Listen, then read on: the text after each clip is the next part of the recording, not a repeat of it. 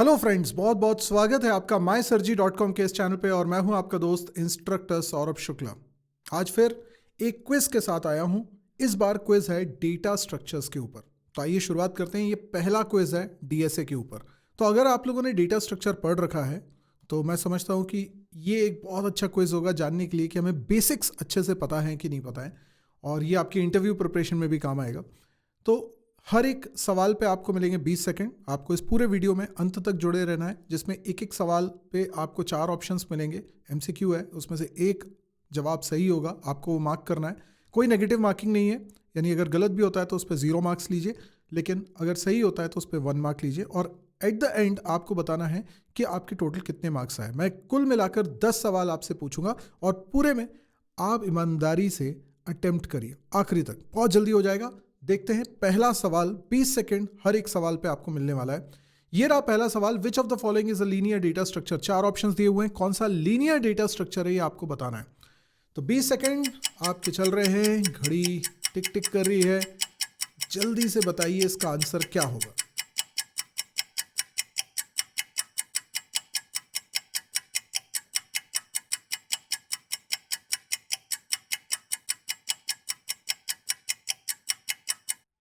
तो 20 सेकंड पूरे हो चुके हैं। अब देखते हैं इसका सही आंसर क्या है।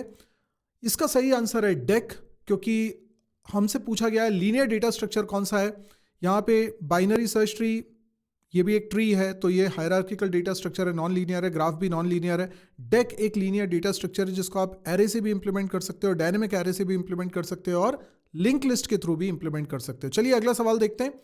दूसरा सवाल है, यहाँ पे टाइम कॉम्प्लेक्सिटी से रिलेटेड है। Worst case time complexity of merge sort आपको बताना है।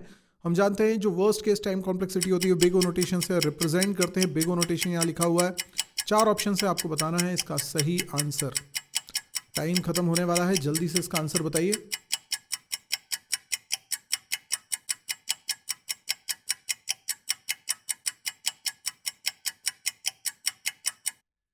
ओके, आई होप आप लोगों ने इसका सही आंसर निकाल लिया होगा। Worst case time complexity merge sort की क्या होती है, तो वो है B option, O(n log n। और मर्ज सॉर्ट काफी अच्छी एल्गोरिदम मानी जाती है सॉर्टिंग के केस में। अगला सवाल, working principle of stack data structure. 4 option है, थोड़ा केयरफुली जवाब दीजिएगा, कंफ्यूजन हो सकता है, इसलिए आप गलत कर सकते हो, तो थोड़ा ध्यान से लगाइए। सफिशिएंट टाइम है आपके पास। स्टैक किस प्रिंसिपल पे वर्क करता है? 4 ऑप्शंस आपके पास है।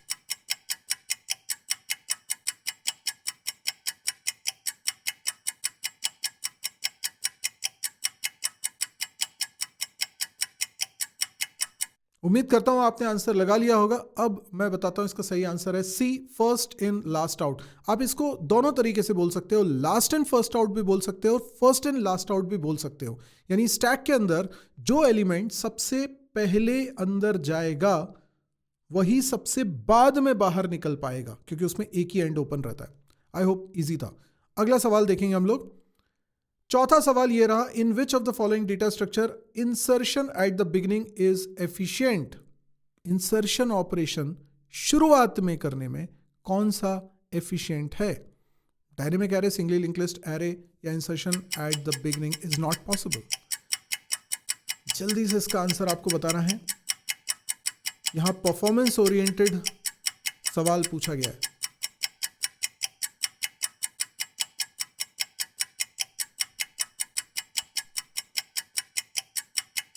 ओके, तो आई होप आप लोगों ने कुछ ना कुछ आंसर निकाल लिया होगा। कई लोगों को ये शायद ना भी बनाओ, तो पहले मैं समझा देता हूं कि हमसे पूछा गया है कि इस डेटा स्ट्रक्चर के अंदर इंसर्शन शुरुआत में करने में कौन सा ज़्यादा एफिशिएंट है। डायनेमिक एरे, एरे है, इंडेक्स की मदद से आप एक्सेस करते हो। शुरुआत में अगर आप किसी एलिमेंट को इंसर्ट करते हो तो बाकी के सभी एलिमेंट्स को आपको शिफ्ट करना पड़ता है। दिस इज द प्रॉब्लम, यानी बहुत एक्सपेंसिव हो जाता है। अगर डायनेमिक एरे बहुत बड़ा होगा, पहली पोजीशन पे अगर कोई एलिमेंट रखेंगे तो बाकी के सभी एलिमेंट्स को एक एक आगे शिफ्ट होना पड़ेगा, तभी पहली पोजीशन पर जगह बन पाएगी नए एलिमेंट के लिए। इसलिए ये तो एक्सपेंसिव हो गया। सिंगली लिंक लिस्ट की बात करें, अच्छा, डायनेमिक एरे और एरे दोनों में ही सेम रीजन से हम बोल सकते हैं कि ये एक्सपेंसिव है शुरुआत में इंसर्शन करने के लिए। लेकिन सिंगली लिंक लिस्ट की अगर हम बात करें तो सिंगली लिंक लिस्ट में क्या होता है, आपका एक स्टार्ट पॉइंटर है या हेड है, जो भी नाम लेते हैं आप, जो पहले नोड को पॉइंट कर रहा है। अब अगर आप एक नए नोड को क्रिएट करते हैं तो बिना लिंक लिस्ट को ट्रैवर्स किए आप नए नोड को शुरुआत में जोड़ सकते हैं। आपको सिर्फ मैनिपुलेशन करना पड़ेगा स्टार्ट के अंदर, तो ये बहुत ही एफिशिएंट हो जाएगा। तो singly link list insertion at the beginning के मामले में काफ़ी एफिशिएंट है। तो डी ऑप्शन तो खैर हो ही नहीं सकता था, तो यहां पर हमारा सही आंसर हो गया B option, singly link list. अगला सवाल देखते हैं, which of the following traversal gives sorted order of elements in a binary search tree. बहुत सिंपल सवाल है, जरूर आपने पढ़ा होगा इसको, जल्दी से इसका आंसर लगा दीजिए। बाइनरी सर्च ट्री को अगर मैं ट्रैवर्स करूं इनमें से किसी एक तरीके से तो मुझे सॉर्टेड ऑर्डर में एलिमेंट्स मिलते हैं।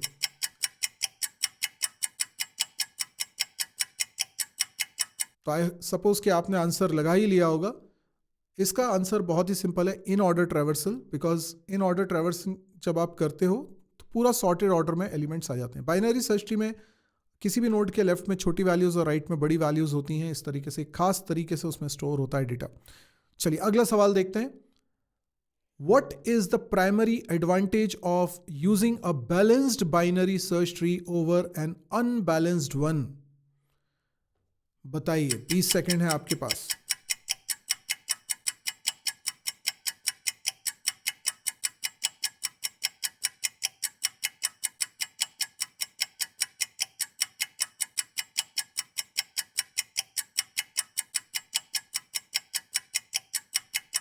ओके, आई सपोज कि आपने आंसर लगा लिया होगा। थोड़ा सा कई लोगों को डिफिकल्ट भी लग सकता है। देखिए, जो बाइनरी सर्च ट्री होता है वो बैलेंस नहीं भी हो सकता है अगर एलिमेंट्स का इंसर्शन बाय चांस एक ही तरफ होता जा रहा है, बिकॉज हमें एक प्रॉपर्टी को फॉलो करना है कि छोटी वैल्यूज नोड के लेफ्ट में जाएंगी और बड़ी वैल्यूज राइट में जाएंगी। तो हो सकता है कि वो स्क्यूड बाइनरी सर्च ट्री बन जाए, तो वो बैलेंस्ड नहीं रहेगा। बैलेंस का मतलब ये है कि वो दोनों तरफ सिमेट्रिक हो। सिमेट्रिक नहीं भी हो पा रहा है 100%, तो भी वो हाइट दोनों तरफ के सब ट्रीज की बराबर हो या ज़्यादा ज़्यादा एक का डिफरेंस हो। तो अब ऐसे बैलेंस्ड बाइनरी सर्च ट्री का क्या बेनिफिट होगा? तो पहला ऑप्शन दिया है फास्टर सर्च ऑपरेशन। मुझे यही सही लग रहा है। क्यों? क्योंकि बैलेंस्ड होने के कारण, देखिए सर्चिंग में क्या होता है ना, हर लेवल पे आपको एक कंपैरिजन करना पड़ता है। उससे ये पता चल जाता है कि अगर वो एलिमेंट वहाँ नहीं है तो या तो लेफ्ट में होगा या राइट में होगा, किसी एक तरफ जाना है, दोनों तरफ नहीं जाना है। तो हर लेवल पर आप एक कंपैरिजन करते हो। नंबर ऑफ नोड्स बहुत सारे, और अगर वो बैलेंस्ड है तो हाइट कम होगी, अगर बैलेंस्ड नहीं है तो हाइट ज़्यादा होगी। हाइट ज़्यादा मतलब ज़्यादा कंपैरिजन, हाइट कम मतलब कम कंपैरिजन। तो फास्ट सर्च ऑपरेशन होगा इसमें। बाकी ऑप्शंस भी एक बार पढ़ लेते हैं। Lower memory usage, memory usage पे तो कोई फ़र्क नहीं पड़ने वाला है, मेमोरी तो उतनी ही लगने वाली है। सिंपलर इम्प्लीमेंटेशन, नहीं, अगर आप बैलेंस करने की कोशिश करेंगे तो वो सिंपलर तो नहीं हो सकता, उसमें कुछ एक्स्ट्रा एफर्ट आपको लगाने पड़ेंगे। More efficient insertion and deletion operation, नहीं, मोर एफिशिएंट तो नहीं होता, क्योंकि आपको उसकी बैलेंस्ड रखना भी होता है, तो ये भी गलत है। तो ए ऑप्शन बिल्कुल सही है। यस, इसका सही आंसर ए है। अगला सवाल देखते हैं हम लोग, हैश टेबल से रिलेटेड है। कोलिजन कब अकर होता है? सिंपल सवाल है, अगर हैशिंग पढ़ा है तो आप बता देंगे।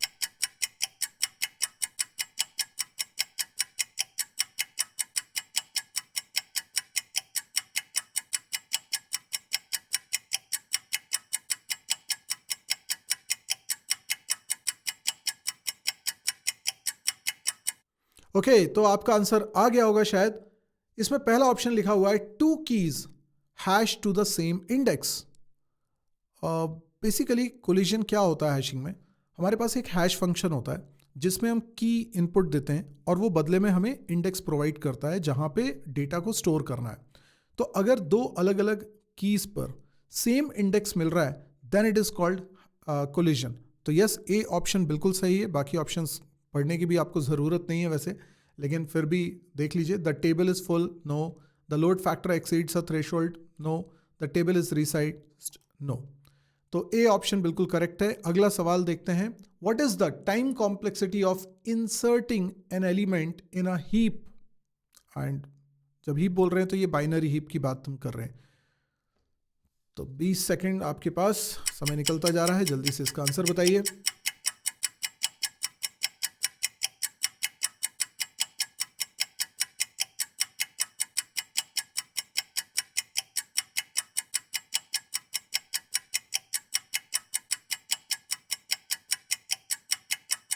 ओके, आई सपोज कि आपका आंसर आ गया होगा। तो यहाँ पर हमसे बोला जा रहा है कि क्या टाइम कॉम्प्लेक्सिटी होगी inserting an element in a heap. हम जानते हैं हीप एक वैसे तो ट्री है, बाइनरी हीप एक ट्री है, लेकिन उसको इम्प्लीमेंट करने के लिए हम लोग एरे का इस्तेमाल करते हैं, जो कि कंप्लीट बाइनरी ट्री के रूप में डेवलप होता है।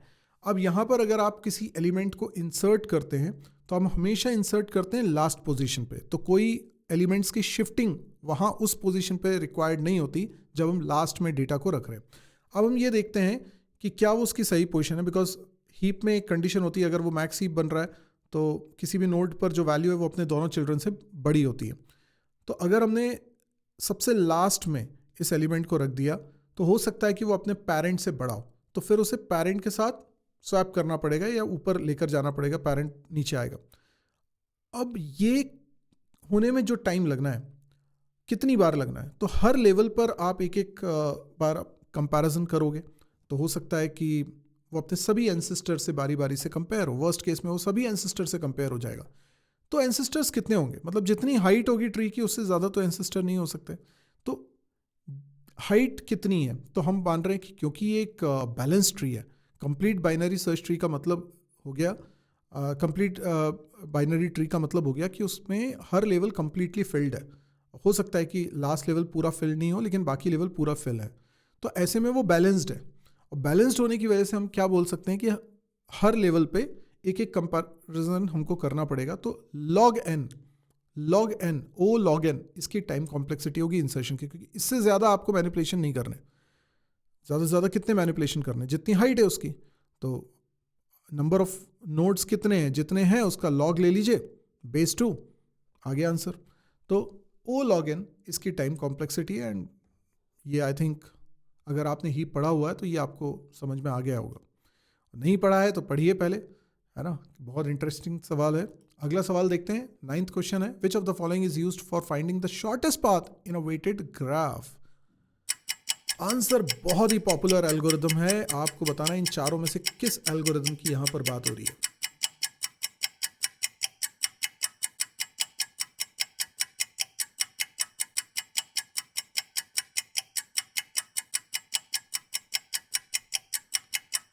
तो आंसर आ गया होगा आप लोगों का। तो इसका आंसर है दिजकस्त्रास एल्गोरिदम। आई डोंट नो इसको लोग क्या बोलते हैं, डाइजकस्त्रास बोलते हैं, जो भी प्रोनाउंसिएशन आप करते हो, ये ए ऑप्शन हमारा इसका आंसर है। अगला, विच of the following data structure gives an efficient way of accessing random element. कौन सा डेटा स्ट्रक्चर ऐसा है, बताइए। 4 ऑप्शंस आपके सामने हैं, 20 सेकेंड आपको मिलेंगे। आखिरी सवाल है आज के क्विज का, सोच समझ के आंसर दे दीजिए, टाइम निकलता जा रहा है लेकिन।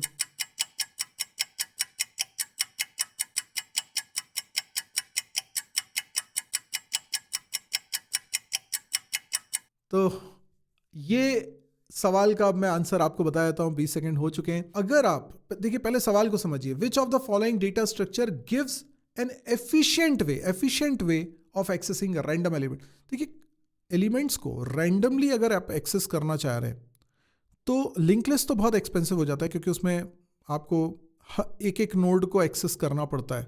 किसी भी नोड तक पहुंचने के लिए उसके पहले के सभी नोड्स को एक्सेस करना पड़ता है। लेकिन जब आप एरे की बात करते हैं तो एरे फास्ट इसलिए होता है क्योंकि उसमें हम अगर इंडेक्स पता है तो एक सिंपल सा कैलकुलेशन होता है एड्रेस का, और उससे हम डायरेक्ट उस लोकेशन पर पहुंच जाते हैं। हमें बीच के सारे एलिमेंट्स को एक्सेस करने की ज़रूरत नहीं पड़ती है। इसलिए सिंगली लिंक लिस्ट आंसर नहीं हो सकता, बाइनरी सर्च ट्री भी आंसर नहीं हो सकता क्योंकि वो भी एरे नहीं है। एरे सबसे एफिशिएंट होता है, तो डायनेमिक एरे सही आंसर होगा। क्यू में हम लोग बेसिकली रैंडमली एक्सेस करते ही नहीं है एलिमेंट्स को, अदरवाइज क्यू को भी एरे से इंप्लीमेंट किया जा सकता है, बट क्यू के अंदर जो एलिमेंट एक्सेस करते हैं वो फ्रंट एलिमेंट होता है या रेयर एलिमेंट होता है, यानी शुरुआत का और आखिरी एलिमेंट ही एक्सेस करते हैं। इसलिए सी ऑप्शन इसका करेक्ट आंसर होना चाहिए। यस, सी आंसर है। अब आप लोगों का स्कोर आप लोग कैलकुलेट कर लीजिए, कितने आपके सही हुए और उसके बाद फिर मैं आपको बताता हूँ आपका पोजीशन क्या लगी है। तो देखिए फाइनल रिजल्ट अगर आपका 10 आता है तो 10 यानी एक्स्ट्राऑर्डिनरी परफॉर्मेंस दी है। एक्स्ट्राऑर्डिनरी इसलिए क्योंकि 10 में से 10 लाना हमेशा बड़ी बात होती है, चाहे कितना भी इजी क्विज क्यों ना हो। सबसे बड़ी बात थी कि 20 सेकंड का टाइमर लगा हुआ था, जिसके कारण आते हुए क्वेश्चंस भी थोड़ा सा डिफिकल्ट लगने लगे, अदरवाइज 10 आ सकते हैं। तो यही तो चैलेंज है, यही तो मज़ा है। इंटेलिजेंट होंगे अगर 7 to 9 आपका स्कोर आएगा, 3 to 6 तो आपको अभी वर्क हार्ड करने की ज़रूरत है, और 0 to 2 है तो शायद आपने डीएसए अभी पढ़ा ही नहीं है। आप कोई मेरा बैच ज्वाइन कर सकते हैं या यूट्यूब पे मेरे फ्री वीडियोस भी देख सकते हैं। तो ये आपका रिजल्ट है। रिजल्ट क्या रहा ये कमेंट में ज़रूर बताइएगा, और अच्छे से तैयारी करिए क्योंकि आगे इस तरह के और भी क्विज में लेकर आता रहूँगा। और अगर आपने अभी तक इस वीडियो को लाइक नहीं किया था क्योंकि आप क्विज में बिजी थे, तो अब आप लाइक कर दीजिए, शेयर करिए इसको अपने दोस्तों के साथ, और साथ में सब्सक्राइब कर लीजिए इस चैनल को अगर अभी तक सब्सक्राइब नहीं किया है। आज के लिए इतना ही। Thank you, good bye.